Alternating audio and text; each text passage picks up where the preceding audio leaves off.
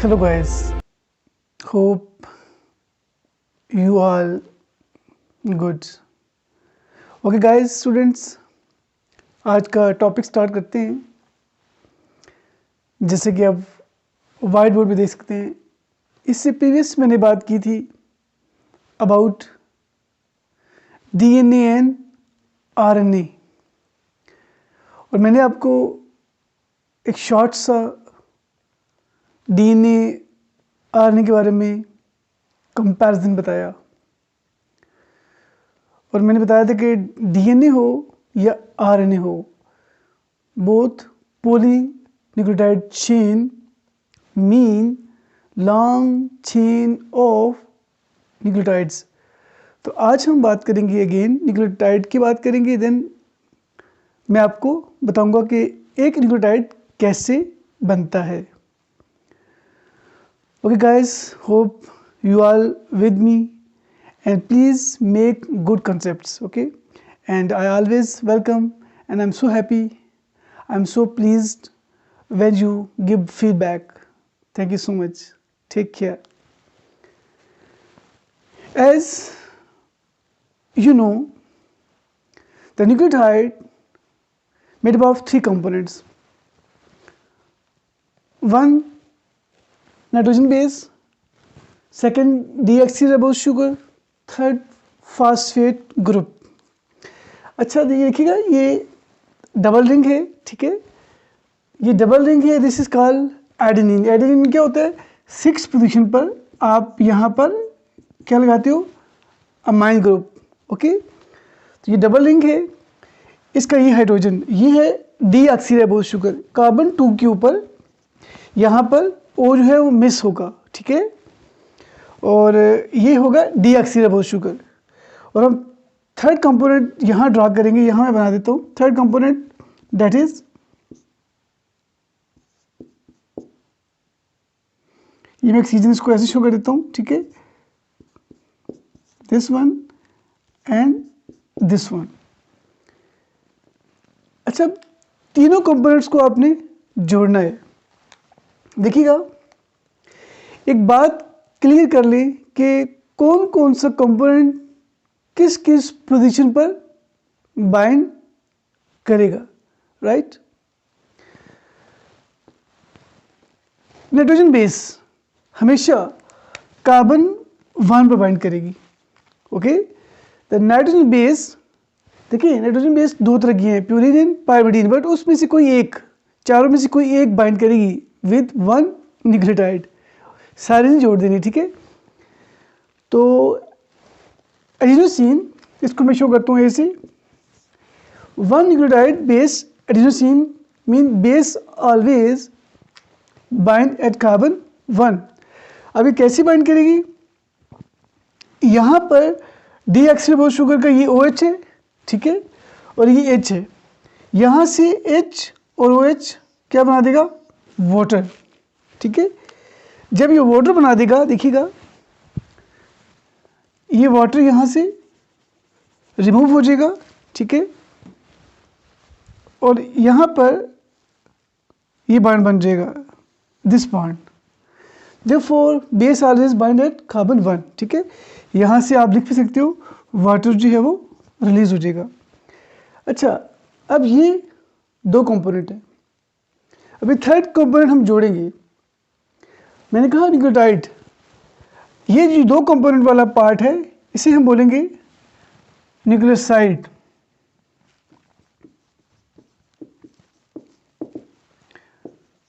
और एक जो है वो है न्यूक्लियोटाइड। पेपर में ये शॉर्ट क्वेश्चन में डिफरेंस में आ जाता है, what is the difference between nucleotide and nucleoside.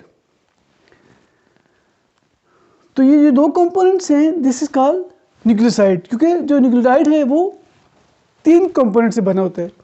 अभी देखिएगा, शुगर के 1 पे तो आपने समझ लिया, बेस बाइंड करेगी, शुगर के 3rd कार्बन पर या 5 कार्बन पर आपने फास्फेट को क्या करना है, जोड़ना है, ओके। तो जब एक सिंगल न्यूक्लियोटाइड होगा तो फिर कार्बन 5 पर फॉस्फेट जो है वो बाइंड करेगा। लेकिन अगर न्यूक्लियोटाइड ने आगे चेन बनानी है तो चेन जब बनेगी तो 5 पर भी फॉस्फेट बाइंड करेगा और 3 पर भी चेन बनाने के लिए फॉस्फेट बाइंड करेगा, ये याद रखिएगा। अब ये देखिए फॉस्फेट का ये स्ट्रक्चर है, ठीक है। तो यहाँ से ये देखिए, यहाँ पे अगर पूरा कंप्लीट कर दें CH2OH 5 पे, तो यहाँ से OH और यहाँ से H, ये वाटर रिलीज हो जाएगा। यहाँ पर आप यहाँ मेंशन कर सकते हैं, ठीक है। यहाँ पर वाटर रिलीज हो जाएगा और यहाँ पर अगर मैं इसको कंबाइन करूँ, ठीक है, ये देखिएगा,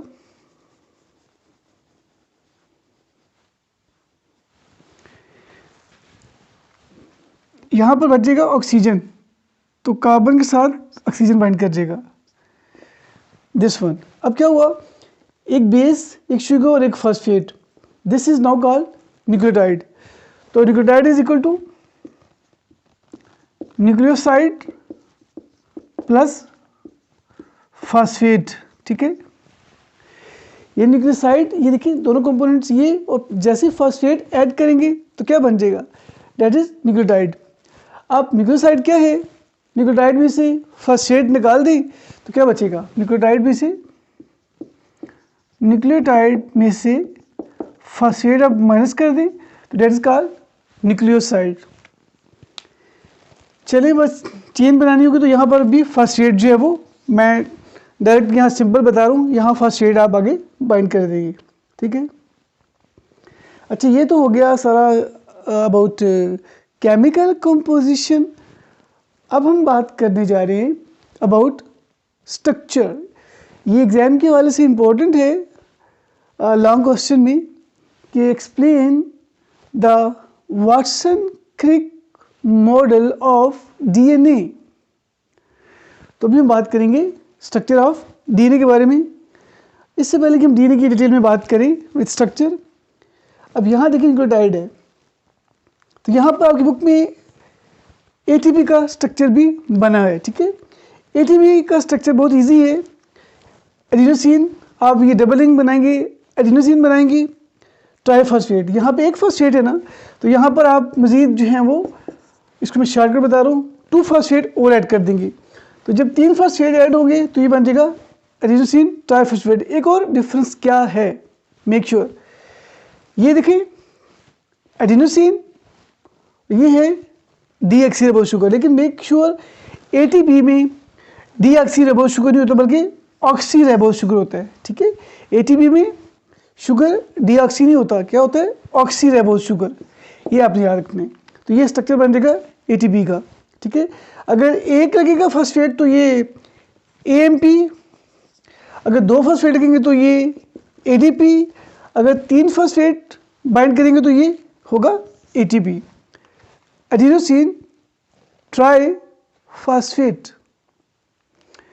Okay guys, my students, you understand, I hope. चलिए अब स्टार्ट करते हैं structure of DNA, right. This is the structure of DNA. Watson and Crick model of DNA भी इसे कहा जाता है। अब मैं डीएनए को फिर स्टार्ट करता हूँ। DNA is a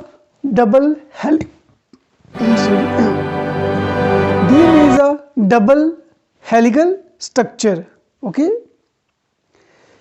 mean the DNA composed of 2 strands and both strands coiled around each other, okay, and these 2 strands join together with the help of the hydrogen bonding. mean both strands को किसने bind किया हुआ है, यहाँ पर ये जो बीच में बेसिस हैं, द नाइट्रोजन बेसिस, इनमें जो फोर्स है डेट इज हाइड्रोजन बॉन्ड। तो this double helical structure of DNA is stable because of the hydrogen bonding, okay। These two stands you can see this is just like ladder, इसको मैंने ये open किया है। These two stands always run anti parallel. Anti parallel का मतलब क्या है देखिएगा, अगर इसे खोलें तो ये एक देखिए 5 प्राइम, इसका एक जो कोना है या एंड है वो 5 प्राइम है और दूसरा जो है वो 3 प्राइम है। इसका अगर 5 है तो इसका 3 प्राइम होगा। और मेक श्योर कभी भी डीएनए के स्टैंड्स ये देखिएगा ऐसे नहीं होते। अगर ये 5 है तो कभी भी ऐसे पैरेलल नहीं होते, ठीक है ना। अगर ये 5 है तो ये 3 होगा, यानी हमेशा 5 के सामने 3 आएगा, जैसे ये है। Therefore both DNA strands are run antiparallel. Okay, अब ये आपको अक्सर मैं स्टूडेंट से पूछता हूँ why we call 5 prime and why we call 3 prime. Yes, सोचें 5 प्राइम क्यों कहा जाता है और 3 प्राइम क्यों कहा जाता है। बहुत सारे लोगों को इसका, बच्चों को, स्टूडेंट्स को पता नहीं होता। तो ये देखिएगा ज़रा, ये जो स्ट्रक्चर अच्छा है बना हुआ है देखिएगा। अब ये समझ लें, ये जब स्ट्रक्चर बनेगा तो ये थोड़ा सा इस तरफ आ जाएगा, ये वाला बेस, और ये 5 प्राइम इधर आ जाएगा, यानी ये जो शुगर है यहाँ आ जाएगा। तो ये चीज़ इधर आ जाएगी, बेस अंदर की तरफ आ जाएगी। तो ये आप समझ लें ये कोने पे आएगा फॉस्फेट।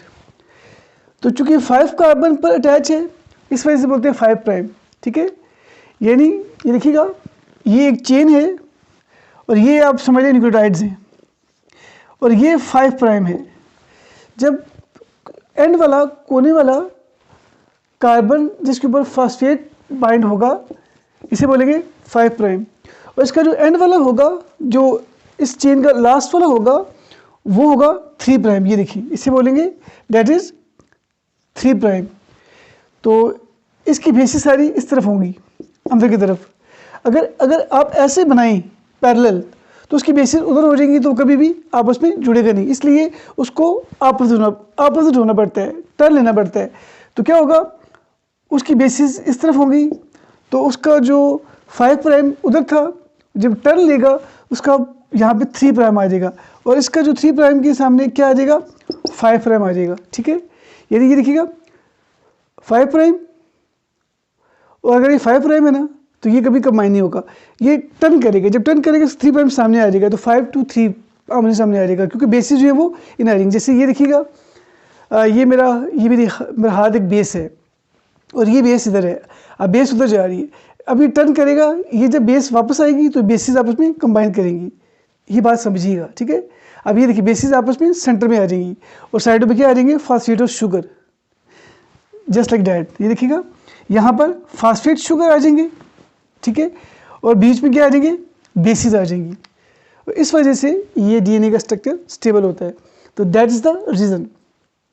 अच्छा, ये सबसे पहले ये बहुत इंपॉर्टेंट है इसको समझना, अकॉर्डिंग टू साइंटिस्ट सीक्वेंस। सबसे पहले जो डीएनए का स्ट्रक्चर पेश किया गया, ड्राइव किया गया, जिस पे सबसे पहले काम किया वो थे Maurice Wilkins and Rosalind Franklin. इन्होंने एक टेक्निक यूज़ की, एक्सरे क्रिस्टलोग्राफी। उस टेक्निक की मदद से they able to find this double helical coil form में डीएनए को उन्होंने फाइंड किया। They find double helical structure. अच्छा, इसकी कह लें डिस्कवरी कह लें, या इसका जो सारा वक्त था, उसके बाद साइंटिस्ट थे Watson Crick, James Watson and Francis Crick. याद रहेगा साइंटिस्ट के नेम, ये एमसीक्यू में आ जाता है, ठीक है। एक तो मैं लांग के हवाले से बताया, और ये जो डायमीटर है, ये जो इसकी सारी लेबलिंग है, ये न्यूक्लियोटाइड्स, न्यूक्लियोसाइड वगैरह, ये साइंटिस्ट के नेम ये एमसीक्यूज़ के हवाले से इम्पोर्टेंट है। और जो MD-CAT के स्टूडेंट्स हैं जो फ्यूचर में एंट्रेंस देना चाहते हैं, उनके लिए भी ये कंसेप्ट बनाने बहुत ज़रूरी हैं। अच्छा, अब हम देखते हैं फर्दर, देखिएगा।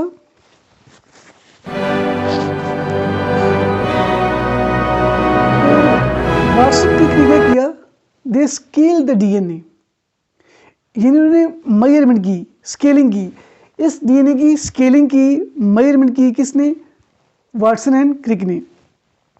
अब हम इसकी स्केलिंग करते हैं। This is double helical DNA structure.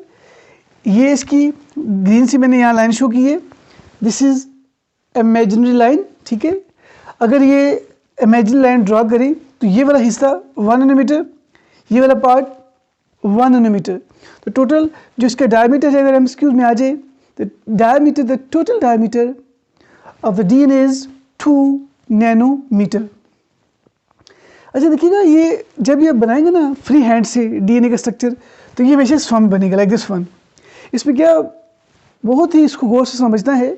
इसमें ये देखिए, ये स्पेस ज़्यादा है, ये स्पेस कम है, यानी हमेशा इस तरीके से बनेगा कि एक तरफ स्पेस ज़्यादा होगी, एक तरफ कम होगी, दोनों में बराबर नहीं होगी। ये इसकी खूबसूरती है, ब्यूटी है इसकी स्टेबिलिटी की। अब ये देखिए, ये स्पेस कम, ये ज़्यादा, ये कम, इसे बोलते हैं ग्रूव, स्पेस कैविटी।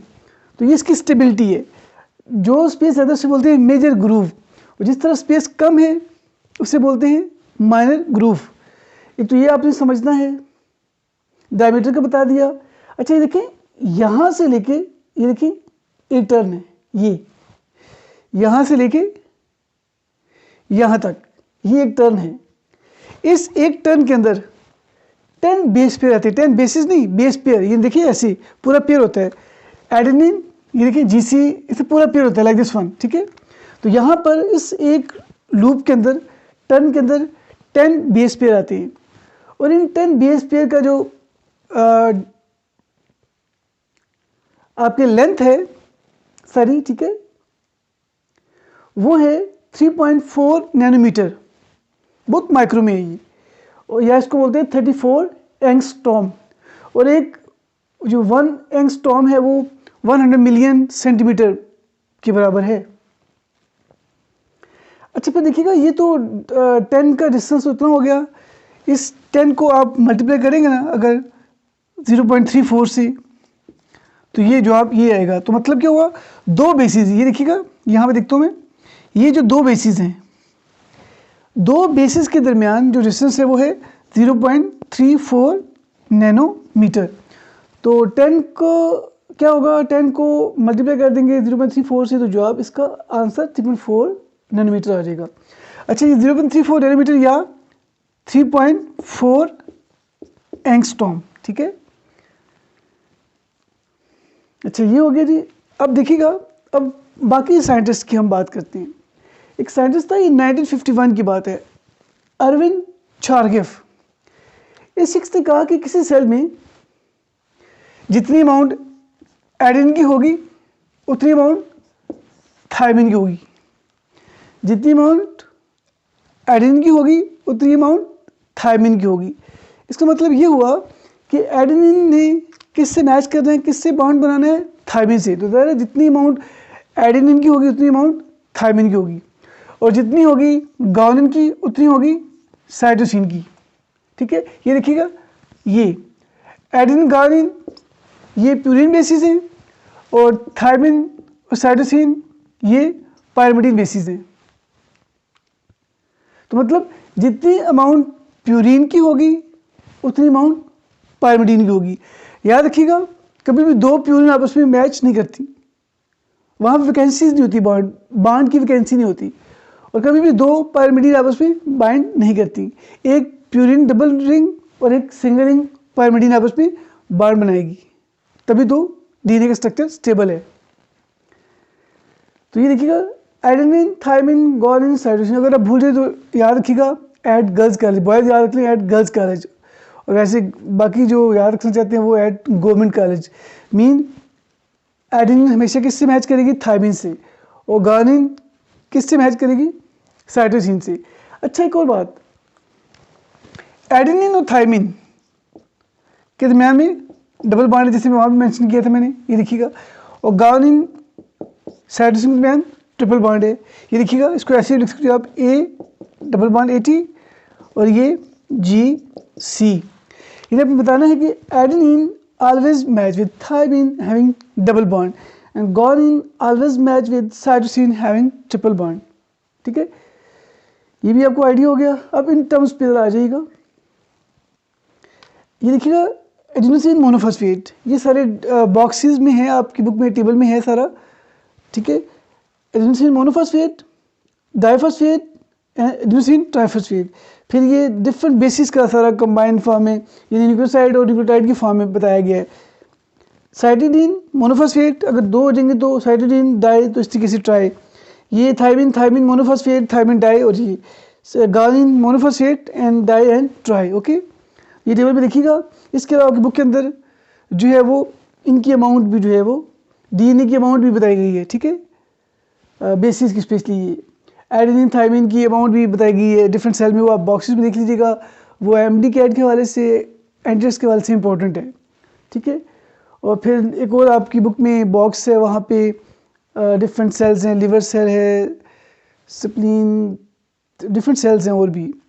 उन सेल्स के अंदर जो है वो डीएनए की अमाउंट भी मेंशन है, वो आपने खुद उसको याद करना होगा एग्ज़ाम के हवाले से। स्पेशली जो नॉर्मल एग्ज़ाम होते हैं, मीन जो रूटीन में एग्ज़ाम होते हैं, उसमें भी एमसीक्यूज़ में आ जाता है। और स्पेशली जो एमडी कैट के स्टूडेंट्स हैं और जो मीन एंट्रेंस एग्ज़ाम देना चाह रहे हैं, उनको डायग्राम्स और जो टर्म्स हैं, कंसेप्ट्स हैं और जो बॉक्सेस हैं, इसको ज़्यादा अच्छे तरीके से याद करना होगा, ठीक है। चलिए जी, this is about the structure of DNA. हमने केमिकल कंपोजिशन में बात की, स्ट्रक्चर भी बात कर ली, ठीक है। अभी तो पॉइंट और है, देन नेक्स्ट में हम बात करेंगे अबाउट आरएनए की डिटेल में बात करते हैं।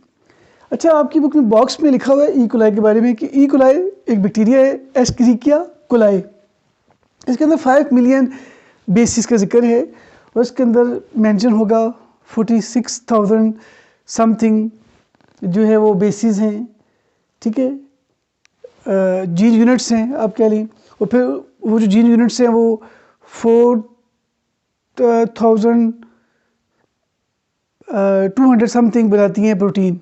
इन जीन्स बहुत ज़्यादा होते हैं, बाद में उसके जो प्रोटीन्स हैं वो थोड़ी होती हैं। फिर एक बॉक्स में मेंशन है कि ई कोलाई भी बैक्टीरिया है और हीमोफिलस इन्फ्लुएंजा भी बैक्टीरिया है, जो कि एक डिजीज़ का करता है, इन्फ्लुएंजा, ठीक है। इन्फ्लुएंजा इसी का नाम है इसका। इसका सबसे पहले जीनोम सीक्वेंस जो है वो 1995 में बाकायदा सीक्वेंस बनाया गया, जीनोमिक सीक्वेंस बनाया गया। चलें guys, my students, thanks God we completed this topic, the nucleic acid, DNA, RNA। अभी एक पार्ट रहता है, DNA का बता दिया, केमिकल कंपोजिशन बता दी, स्ट्रक्चर बता दिया। अब हम नेक्स्ट में बात करेंगे RNA, वेरी इंपॉर्टेंट, बहुत मज़े का टॉपिक है। टाइप्स ऑफ RNA, उसमें डिफरेंट टाइप्स हैं और हम बात करेंगे उसमें जो एक दो फिनोमेनस हैं उस पर हम बात करेंगे।